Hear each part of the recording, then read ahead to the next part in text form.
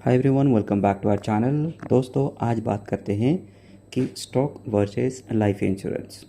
ये टाइटल देखते ही कई लोगों के दिमाग में आया होगा कि ये दोनों तो कंपेरेबल नहीं है। वो मुझे भी पता है कि ये दोनों को कंपेयर नहीं करना चाहिए, क्योंकि दोनों अलग अलग कैटेगरी के आते हैं। बट फिर भी जैसे दोस्तों मेरे को पता है कि कुछ लोग हैं जो अपने फ़ायदा के लिए लाइफ इंश्योरेंस को बोलते हैं इन्वेस्टमेंट प्रोडक्ट बोल के। इसकी वजह से मैं चाहता हूँ कि आप इस वीडियो को पूरा देखें, समझें, उसके बाद आप एक इन्फॉर्म्ड डिसीजन लें। ये सिर्फ एंड सिर्फ एजुकेशन पर्पस के लिए है। इस पे कोई मेरा पर्सनल रिकमेंडेशंस नहीं है। तो जैसे बात करते हैं, जैसे लाइफ इंश्योरेंस को वो लोग कैसे समझाते हैं और उनको क्या फ़ायदा होता है। तो लाइफ इंश्योरेंस को वो इसीलिए आपको इन्वेस्टमेंट प्रोडक्ट बोल के बेचेंगे, क्योंकि उनका कमीशन का जो परसेंटेज है वो 30 to 35% है। यानी कि मान लीजिए आप 1,000 रुपये भी मंथली भरते हैं तो अल्टीमेटली 3 से 4 हज़ार रुपये सिर्फ उनको आधा घंटे आपको समझाने के लिए मिलता है। तो उनके लिए हुई ना इन्वेस्टमेंट की प्रोडक्ट। और हर साल उनको 5% फिक्स है, जब तक आप भरोगे तब तक उनको कमीशन मिलती रहेगी।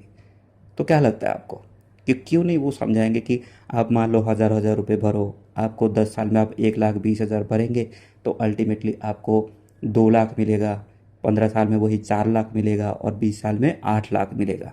तो हुआ ना इन्वेस्टमेंट प्रोडक्ट, क्योंकि आपका अल्टीमेटली 2,40,000 रुपये का 8 लाख रुपये मिल रहा है।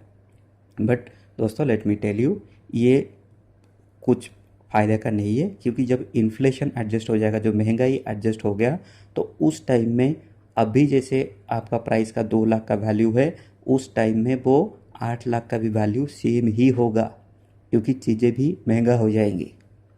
तो आप समझ रहे होंगे कि एक स्टॉक्स एंड लाइफ इंश्योरेंस क्या है, कि दोनों अलग अलग चीज़ें हैं। चलिए स्टॉक्स के बारे में बात करते हैं। स्टॉक्स वो चीज़ें हैं, जैसे कि आपको पता है कि एक स्टॉक एक कंपनी का ओनरशिप होती है, जिससे आपको बहुत सारा बेनिफिट मिल सकता है। हाई रेट ऑफ इंटरेस्ट है, यानी कि आपको मल्टी मिलियनियर बना सकता है, जिसका आपका लाइफस्टाइल कंप्लीट चेंज कर सकती है। आपका चाइल्ड एजुकेशन हो, चाइल्ड मैरिज हो, हायर स्टडीज़ हो, या आपको एक बेटर लाइफस्टाइल दे सकती है।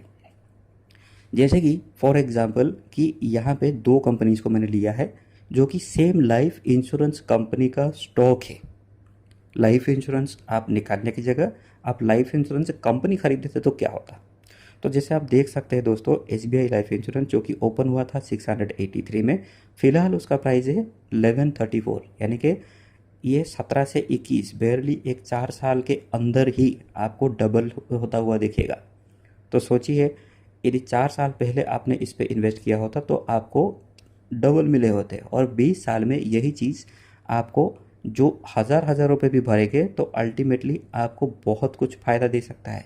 यानी कि सोचिए, ये almost like 30 to 50 lakh rupees आपको बना सकता है उसी पैसे को।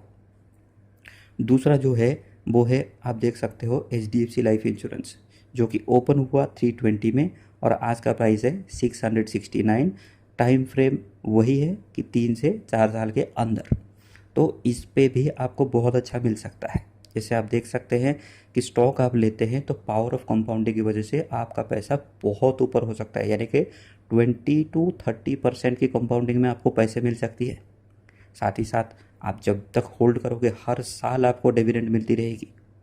उसके अलावा जैसे लिक्विडिटी मतलब कि आप आज आपको पैसे की ज़रूरत है, आप उस स्टॉक को बेचो और पैसे आपकी, ऐसे कोई कमिटमेंट नहीं है कि आप 15 साल 20 साल 25 साल तक इंतज़ार करो। उसके अलावा यदि स्टॉक स्प्लिट होता है तो भी आपको स्टॉक स्प्लिट एंड बोनस का फ़ायदा मिलेगा।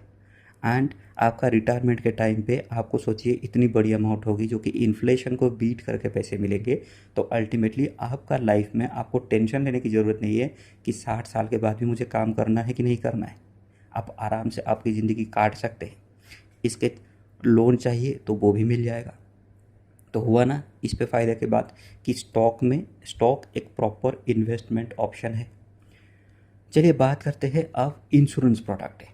इंश्योरेंस क्या होता है कि इंश्योरेंस एक कॉन्ट्रैक्ट होता है एक कंपनी और आपके बीच में, जहाँ पे कंपनी बोलती है कि आपको कुछ भी हो गया तो हम रिस्पॉन्सिबल रहेंगे।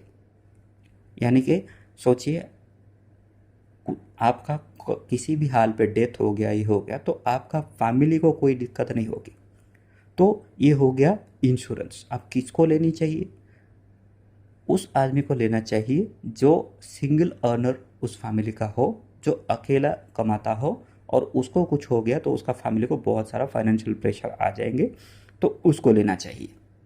ना कि इसको इन्वेस्टमेंट प्रोडक्ट की तरह देखना है, इसको एक इंश्योरेंस की तरह देखना चाहिए। तो इसमें बेनिफिट भी बहुत सारे हैं, जैसे कि टैक्स बेनिफिट, यदि वो टैक्स भरता हो तो वो टैक्स पे बेनिफिट मिल जाएगा उसको। एडिशनल राइडर्स यानी कि जो भी यदि फैमिली में और मेंबर्स को ऐड करना है तो थोड़ी बहुत इंश्योरेंस प्रीमियम में डिफरेंस हो सकता है और उसको ऐड कर सकते हैं। इसके एगेंस्ट में चाहिए तो 3 साल के बाद, जैसे आपको पता है कि लोन भी ले सकते हैं। इस पे वॉलेटिलिटी की तो बात ही नहीं है, क्योंकि आपको 10-15 साल तक ना उसको आपको देख सकते हैं ना उसको कुछ कर सकते हैं। तो अल्टीमेटली वो स्टेबल हो गया, तो वो मार्केट ऊपर जाए नीचे जाए, कंट्री डेट में आए, कुछ भी हो, आपको कोई मतलब नहीं उससे। तो इसकी वजह से आपका पीस ऑफ माइंड रहेगा एंड आपका फैमिली जो है वो सिक्योर रह जाएगा। ये सारे अनसर्टिनिटीज़ में कि आपका डेथ हो गया तो क्या होगा, बच्चों का क्या होगा, इसका क्या होगा, उस पर कुछ नहीं है। आप आराम से शांति से बैठ सकते हैं। तो आप अभी समझ गए होंगे कि स्टॉक्स एंड ये जो लाइफ इंश्योरेंस है, ये दोनों में क्या क्या डिफरेंसेस है और किसको आपको लेना चाहिए, आपका रिक्वायरमेंट क्या है। मैं भी एक टाइम के एक इंश्योरेंस एजेंट था, मुझे ये सारी चीज़ें पहले से ही पता है। तो उसकी वजह से मैं चाहता था कि आदमी का लाइफ बेटर हो, ना कि उसका ऑलरेडी जो फाइनेंशियल कंडीशन है मैं अपनी फ़ायदा के लिए उसकी कंडीशन ख़राब कर दूँ। उसकी वजह से मैंने वो कंपनी छोड़ दी है।